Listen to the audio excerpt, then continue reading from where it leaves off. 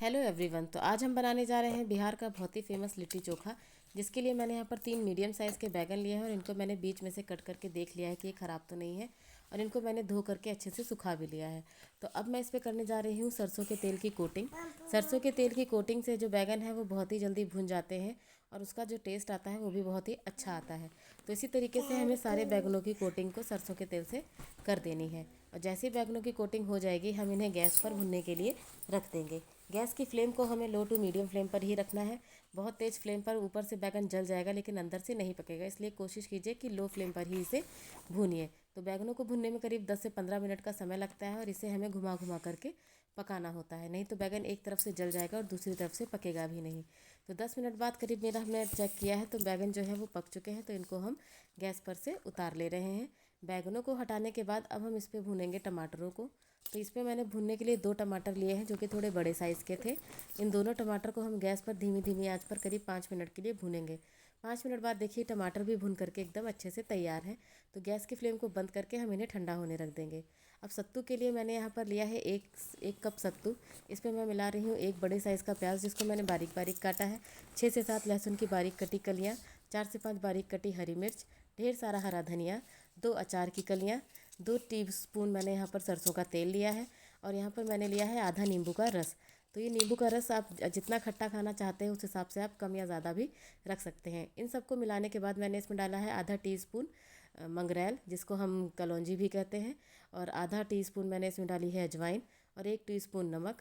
तेल मुझे यहाँ कुछ कम लगा तो मैंने यहाँ पर 1 टीस्पून तेल और डाल दिया और इन्हें हाथों से मसल मसल के अच्छे से हमने अपना सत्तू तैयार कर लिया जिसे हमें लिट्टी में फिल करना है। तो ये हमारी फिलिंग तैयार है। अब हम बनाने जा रहे हैं बैगन का भरता।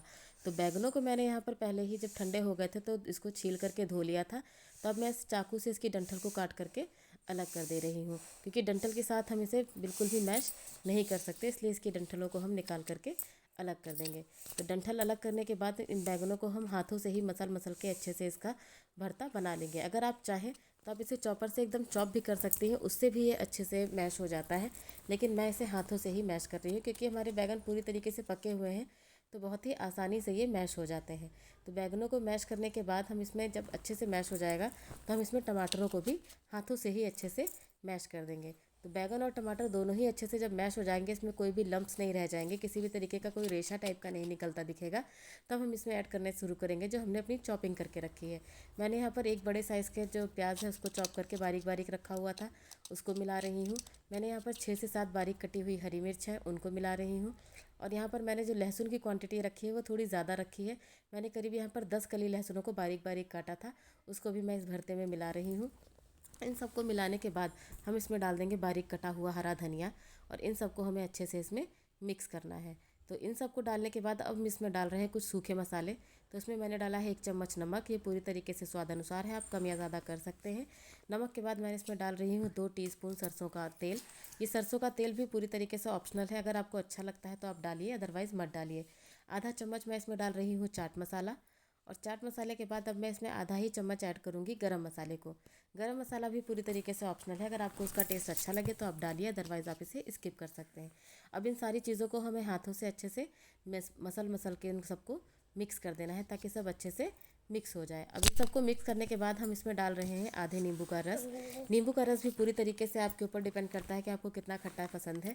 ज़्यादा खट्टा खाना है तो आप इसमें एक पूरा नींबू डाल दीजिए, वरना इसमें आधा नींबू डालिए। नींबू का फ्लेवर इसमें बहुत ही अच्छा आता है। तो अब ये हमारा बैगन का भरता बन करके तैयार है। तो चलिए अब तैयारी करते हैं अपनी लिट्टियों को भरने की।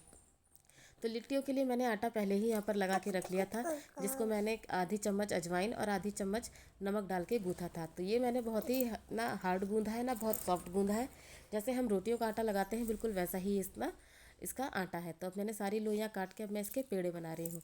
पेड़े बनाने के बाद हम इसको भरेंगे। तो भरने का प्रोसेस बिल्कुल सेम वैसा ही है जैसे हम दाल की या फिर आलू की कचौड़ियों को भरते हैं। बस इतना अंतर है कि जब हम इसको भरेंगे और इसकी लोइयों को हम हाथों से फैलाएंगे तो थोड़ा गहराई दे के इसको फैलाएंगे। देखिए मैं आपको दिखाती हूँ किस तरीके से। तो हमें इस तरीके से इसको गहराई दे करके कटोरी का शेप दे करके इसको हमें फैलाना है, और हाथों की सहायता से अंगूठे से दबा दबा के हमें अपनी सारी लिट्टियों को भर लेना है। और हमें इसे चपटा नहीं करना है क्योंकि हमें इसे बेलना नहीं है, तो हम इसे गोल गोल ही रखेंगे, इसको लोई का ही शेप गोल गोल देंगे। तो आप जितना भी भरना चाहते हैं सत्तू कम या ज़्यादा वो अपने हिसाब से आप इसमें भर सकते हैं। मुझे थोड़ी ज़्यादा भरी हुई अच्छी लगती है तो मैं इसमें सत्तू को ज़्यादा भर रही हूँ। तो देखिए हमारी लिट्टियाँ बन करके गोल गोल एकदम तैयार हैं। तो अब हमने यहाँ पर लिया है इनको सेकने के लिए एक पैन। तो मेरे पास ये पैन था तो मैं इसमें सेक रही हूँ। अगर आपके पास पैन नहीं है तो जिसमें मैंने बैगन रख के भूना था, ग्रिलिंग स्टैंड, आप उस पर भी रख करके इसको पका सकते हैं, या फिर तवे पे रख कर भी इसको आप पका सकते हैं। तो जब इनको हम इस स्टैंड पे रख देंगे तो इसे हमें बराबर घुमाते रहना है, इसे हमें रख के छोड़ नहीं देना है, वरना नीचे से लिट्टी जल जाएगी और ऊपर से ये पकेगी भी नहीं। और इसको पकाने के लिए हमें गैस की फ्लेम को भी लो टू मीडियम ही रखना है, तेज़ नहीं रखना है। और इन्हें हमें पकाने के लिए बराबर इसे घुमाते रहना है, इसे हमें घुमा घुमा के पकाना है ताकि चारों तरफ से ये अच्छे से पक जाए। जब लिट्टी पक जाती है ना तो देखिए इस तरीके से ये चटक जाती है।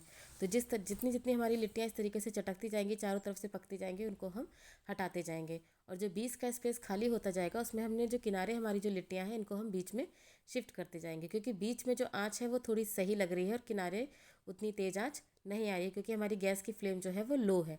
तो इस तरीके से अपनी सारी लिट्टियों को हमने यहाँ पर पका लिया है और इसको अब मैं सर्व कर रही हूँ बैगन के भरते और घी के साथ। तो ये जो हमने लिट्टियाँ बनाई हैं जो हमने पैन में, ये बहुत ही सॉफ्ट है, देखिए कितनी अच्छे से ये सॉफ्ट सॉफ्ट बनी है। इनको अब हम घी में डुबा करके इसको हम खाएंगे। तो देखिए हमारी लिट्टियाँ कितनी सॉफ्ट और कितनी अच्छी और कितनी साफ़ सुथरी बनी हुई हैं, और देखिए इसके अंदर घी कितने अच्छे से मिक्स हो गया है। तो इसे अब आप बैगन के भरते के साथ खाइए और इसका लुत्फ़ उठाइए, और ये खाने में बहुत ही टेस्टी लगती हैं। तो इसको आप एक बार ज़रूर ट्राई कीजिएगा। अगर आपको मेरी ये रेसिपी पसंद आई है, अगर आप मुझे फेसबुक पर देख रहे हैं तो फॉलो कीजिए, यूट्यूब पे देख रहे हैं तो सब्सक्राइब